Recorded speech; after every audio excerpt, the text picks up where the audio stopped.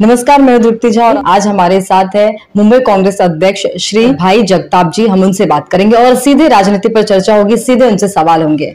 Sir, पहला मेरा सवाल है, जहां पर एक तरफ हर जगह ईडी की चर्चाएं हो रही है, हर राज्य में ईडी की छापेमारी हो रही है, जो भी भ्रष्टाचार के खिलाफ ईडी की कार्रवाई हो रही है, जायज मानते हैं या उसको नाजायज मानते हैं? देखिए, ईडी कितने लोगों को इस देश में पता था? पिछले 8 साल में बहुत अच्छी तरह पता लगा। ये उसका श्रेय पूरा देश के प्रधानमंत्री नरेंद्र मोदी जी को जाता है कि ईडी इतनी अभी कॉमन हो चुकी है, आप रास्ते चलते हुए किसी को पूछेंगे तो वो ईडी की बात करेगा। इतनी ईडी की विडंबना इस देश में हो चुकी है। और ये भी मैं बता दूं, ये सारी संस्थाएं, चाहे ईडी हो, सीबीआई हो, चाहे इस तरह की जितनी भी संस्थाएं बनी गई, इस लोकतंत्र को ज्यादा मजबूत बनाने के लिए बनाई गई। दुर्भाग्य ये है, चाहे सीबीआई आज बात करूं मैं, ईडी की बात करूं मैं, इनकम टैक्स की बात करूं मैं, या सीआई की बात करूं मैं, ये सारी यंत्रणा नरेंद्र मोदी जी जो हमारे देश के प्रधानमंत्री है, ऐसा लगता है कि उनके बंगले के बाहर कुत्ते के जैसे दुम हिलाते हुए बैठे हैं, जो कि उनका काम नहीं है। चाहे हमारा ये इलेक्शन कमीशन हो, ये सारे लोकतंत्र को पुख्ता करते, मजबूत करते, आज वो हालात नहीं है। रही बात दूसरी, आपके सवाल में एक जवाब है और उसमें सवाल भी है। आपने एक बार देखा होगा पूरे देश में 8 साल में भाजपा के किसके नेता के यहां ईडी की रेड नहीं हुई, और जिनके ऊपर ईडी की रेड हुई, आईटी की रेड हुई, वो जब भाजपा में जाते तो वो क्लीन हो जाते। तो भाजपा एक ऐसी वॉशिंग मशीन बन चुकी है कि बस कुछ भी करो, भाजपा में आ जाओ और आप क्लीन हो जाते हो। ये हालात इस देश के कभी भी नहीं थे। अमृत महोत्सव इस देश का हम सब के लिए बहुत बड़ी फिक्र की बात है, पर दुर्भाग्य ये है, लोकतंत्र हाशिए पे है। लोकतंत्र जिनके बदौलत चलता है, वो सारी यंत्रणा कुत्ते की तरह दुम हिलाते हुए एक देश के प्रधानमंत्री के बंगले के बाहर है। ये मैं जाहिर तौर पे आरोप कर रहा हूं, उम्मीद है आप दिखाएंगे। ये बहुत बार ऐसा होता है, यहाँ मेरे से बहुत सारी बातें करते हैं लेकिन दिखाते नहीं, और मैं हिम्मत रखता हूं, ये मैंने कहा, ये कहने की हिम्मत रखता हूं। अगर इसमें मैं गलत कह रहा हूं तो मैं माफी मांग लूंगा, लेकिन मुझे पता है इतने सालों में, 40 साल हूं मैं यहाँ राजनीति में, कभी भी माफी मांगने की नौबत मुझ पे नहीं आई, क्योंकि मैं हकीकत बयां कर रहा हूं। किसी को अच्छा लगे, किसी को बुरा लगे। सर, जिस तरीके से कांग्रेस की अभी स्थिति बनी हुई है, आने वाले समय में सर कांग्रेस को कहां देखना चाहेंगे और कहां पब्लिक देख सकती है? सर, आप भी देख सकते हैं, मैं भी देख सकता हूं। आने वाले समय में कांग्रेस दोबारा दिल्ली में भी आएगी, महाराष्ट्र में भी आएगी और देश में आएगी।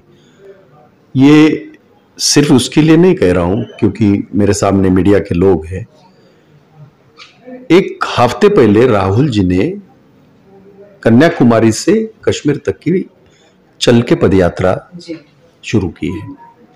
इसको सिर्फ पदयात्रा के तौर पे मत देखिएगा। आजादी के पहले गांधी जी ने इस तरह की पदयात्राएं अंग्रेजों के खिलाफ, चाहे वो दांडी मार्च हो, चाहे बाकी सारे मार्च हो, अंग्रेजों के खिलाफ उन्होंने चल के निकाले थे। आज आजादी के 75 साल के बाद एक दूसरा गांधी, देश के लोकतंत्र की जो तौहीन हो रही है, देश का लोकतंत्र जो पूरी तरह ध्वस्त किया जा रहा है, देश का संविधान जिस तरह से ध्वस्त किया जा रहा है, आप देखिएगा राहुल गांधी जी की पदयात्रा 148 डेज चलेगी, 5 महीने चलेगी। ये राहुल गांधी की पदयात्रा नरेंद्र मोदी जी का जो 9 साल का ये जो सत्ता का जो उन्हें एक बहुत बड़ा घमंड है, और भाजपा वालों को जो सत्ता को जो गलत इस्तेमाल कर रहे हैं, ये सारा घमंड चूर चूर हो जाएगा और सत्ता में बदलाव आएगा। सर, जैसे कि भारत जोड़ो आंदोलन, तो क्या भारत को जोड़ने की कोशिश, क्या मकसद है इस आंदोलन की? इस वक्त भारत धर्मों में, जातियों में, प्रांतों में जिस तरह से बट रहा है वो तो पहले नहीं था। अंग्रेज यही काम करते थे और राज करते थे। 150 साल ऐसे थोड़ी राज किया है। खैर उस वक्त आजादी नहीं थी इसलिए लोग बोल नहीं पाते थे, इस वक्त आजादी है।